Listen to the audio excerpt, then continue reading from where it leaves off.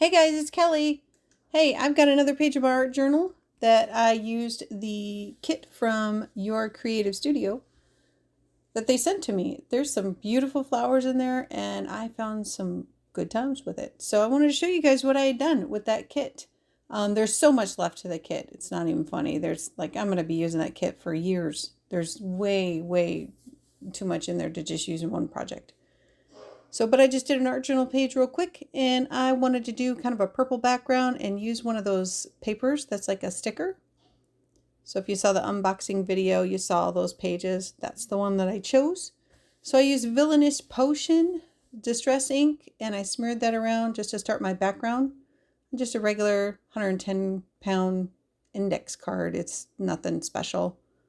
Really inexpensive paper. And I just started my background with the purple ink. And I picked out some of the ephemera pieces that I wanted to use. They didn't all make the cut, but they usually don't when you first start. So I wanted to do, I'm using the colors that are in that paper.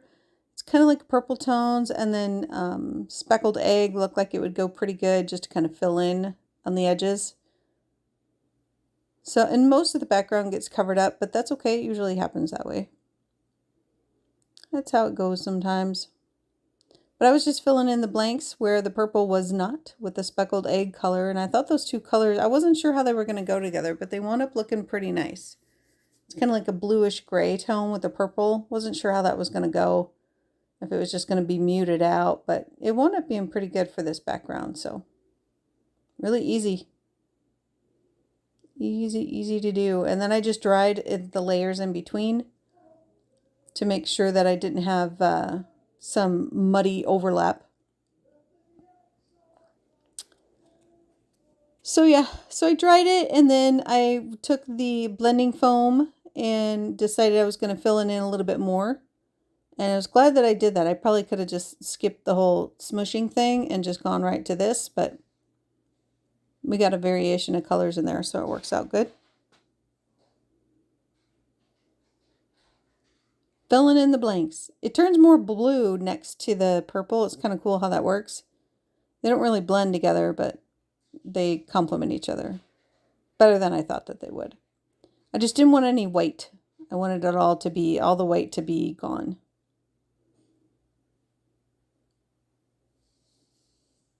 So it wound up looking pretty good. Not hard at all. I've got all the parts of the kit out because I wasn't sure what I was going to use, but used quite a bit.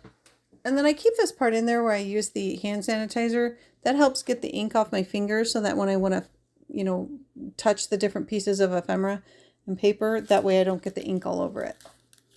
That really helps. It also cleans up my workstation great. That's what I use to clean it up with, but I also cleaned my hands from the ink pretty quickly. So that is paper that is actually a sticker, like I was saying earlier. So I decided to just cut out the chair. I really liked that chair. And the whole thing was like, there's always time to relax and read. And that looks like a good chair. And it's got some really pretty yellow flowers in it too. So I thought that would be nice. Kind of fits perfectly on my 4 1/4 by 5 1/2 piece paper too. So the only thing that I wasn't crazy about in some of the elements in this kit was I'm an inky, I like to ink everything. And some of the papers, like the stickers and stuff, because of the finish on it, it just doesn't take the ink really well. But if it doesn't take the distress ink or the oxide ink, then you just have to use archival. But if you don't have a huge archival color palette like I do not, then you're kind of limited. But I guess that's a trade-off. But there's a lot of different paper types in the kit that will take ink. The ones that I happen to be using weren't taking it very well. So that was a little bit of a disappointment. But the other papers, I looked through the papers, there's some really cool textured papers with this same design that have a really cool texture on them. So, and those have tooth on it, so that will definitely take the ink better. But this particular one wasn't doing really well, but I definitely wanted to use the sticker part for the project. So it all works out in the end. So I'm going to hit this with Vintage Photo along the outside of it, like I always do, but it's definitely a good mix with the way the purples and the browns and the blues are coming in. So it works. And I just get it on the outside of it. I didn't want it to be too overpowering, but I definitely wanted to have it the dark frame so that it would highlight the purple, and it really makes the purple and the blue kind of pop from the inside out. And then when I sprayed that, I thought, oh, I'll just dab that in the vintage photo and then I'll have even more visual texture for it, and it worked out okay. Most, again, like I said, most of it gets covered up. So it was a safe bet. If it didn't work out, I knew I was going to cover it up, so. But it worked out. I wound up really liking the background. It complements the paper pretty well, but again, it just kind of disappears at the end of the day. But it's fun to kind of play with all the different colors and match up for the designing paper and stuff like that. So yeah, it's a cool chair. Flowers all around it. Kind of like this paper was kind of like, made me think of shabby chic, but not really there yet. Like an attempt at shabby chic, but vintage. I don't know. It was kind of in the middle ground. And I don't have anything that's in the middle like that. So then you can kind of tweak it no matter what direction you want to go in. You can add things to it and make it however you want. And I think I wound up with a little shabby chic feel. And I don't do that too often, so it was cool. Kind of stretched my boundaries for do something I don't usually do. So I had to go over, and I wanted to make sure that I could still lift the sticker because I knew I wanted to tuck some flowers and ephemera and things underneath there. I have a composition in mind, and I wound up getting so frustrated with it because that one circle that's on the desk there, it looks like a circle stamp that it just doesn't go. It just stands up like a sore thumb, and I wind up replacing it with a flower later. It's kind of funny how that works out because I kept gluing it on and ungluing it and gluing it on and ungluing it. And I spared you guys all the fussing that I did with the laying things out, but I was playing with that little circle right there over and over and over again. It was kind of funny. And some of these pieces I cut, just because they come in the pack at a certain size, cut it to what you want it to be. I don't need it that long. And you could just cut it and then you wind up with two pieces instead of just the one. And then just like with the flowers, I just needed the floral part of it. I didn't need the stem for this project because I was just tucking behind things. So just cut the stems off and put it in there and be done. Yeah, these flowers, I had a lot of fun with them. I might have to order more of those. I still have a ton of them. I use a lot, but I still have a ton in the kit.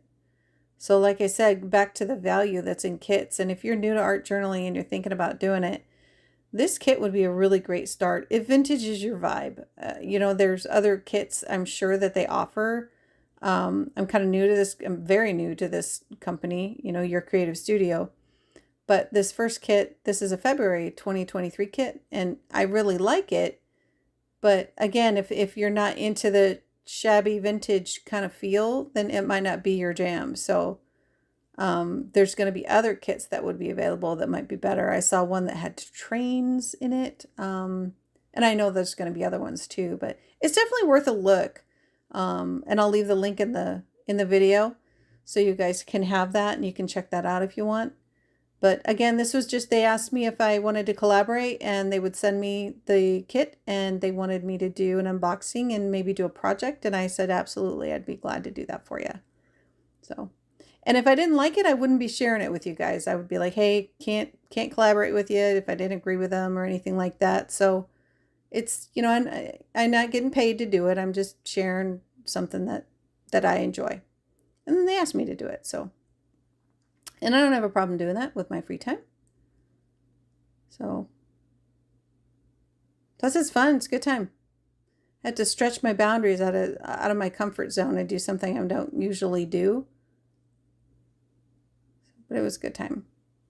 So I'm still fussing with that little circle thing. And when I'm trying to lay the flowers out where I want them, I'm still trying to make that work. But it just stands out. I mean, let me know what you guys think in the comment. Does that little circle just say, yeah, I'm trying to be here, but I'm like the one thing that doesn't belong. So not supposed to be where it's at. And he winds up getting cut. And like the perfect round, floral piece winds up fitting perfectly where I ripped the paper off. It's so funny. It was just meant to be. So a lot of tucking and stuff behind the little, ephemera pieces. They're like little tags and just the extra little papers that came in the kit. I just grabbed a few that I thought went with the colors. And they kind of disappear in the background. So I probably, in hindsight, I'm thinking I probably should have gotten some more contrasting colors, but then the flowers kind of took the show on that. So I guess it all works out in the end. But they didn't really take the ink very well. It's just that paper type. And that was the disappointment that I had. So they're not, I can't make them stand out because they didn't take the ink, although I tried to put it on. It didn't stick on there. It just rubs right off. So I could have taken my Faber-Castell pen and I could have, added some, just some sketched black lines around it. But I didn't. I thought that would just make it look like it didn't belong there. So I went with white splatters in the end instead. And I thought that worked out better.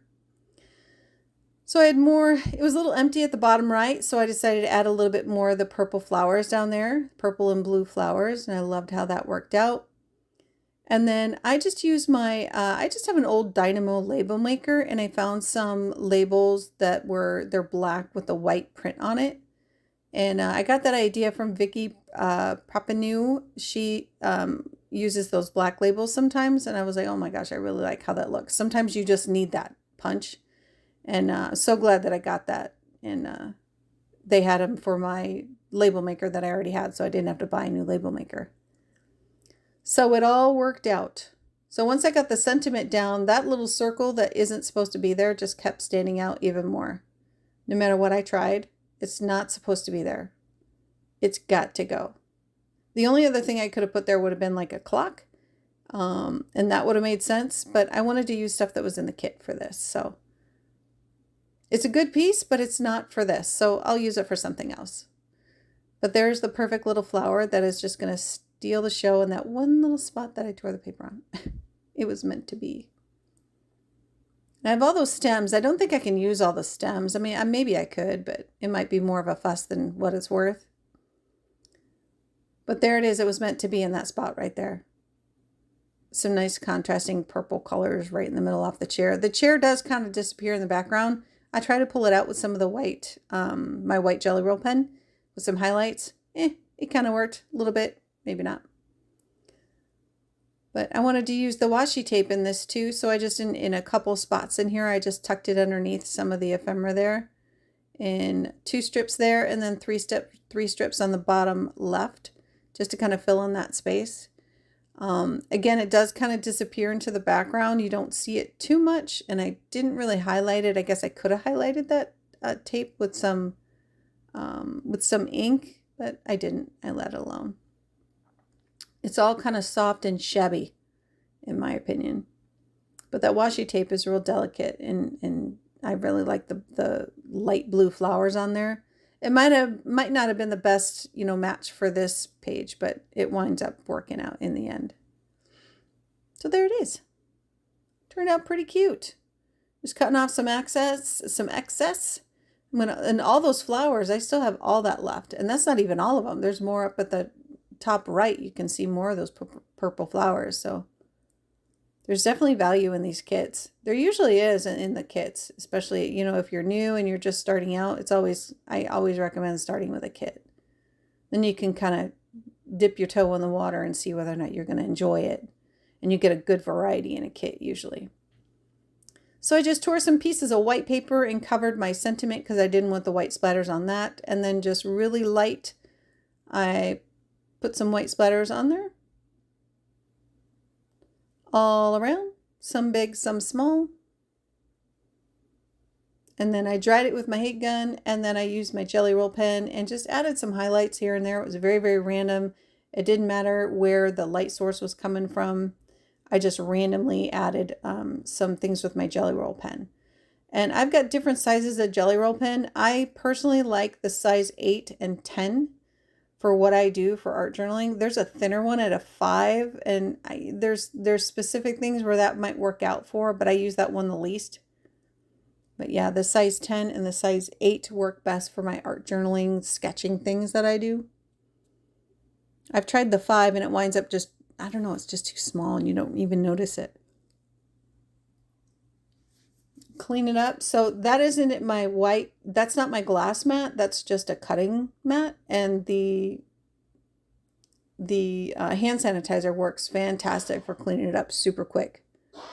So I always leave that in there just in case you guys ever, need tips on that. Just a big thing of hand sanitizer is great. It's a staple to have in your craft room, I think. Because I don't like it to get all messy and grungy and things, and then I put paper down and then my paper's ruined because I get ink and paint and stuff all over it. I have to keep it clean all the time. And clean of all the glue boogers that we get too. It's nasty. Then I make a card and then I got glue boogers marked on the back of it and then I can't get it off. And I'm sorry, it just kind of ruins it.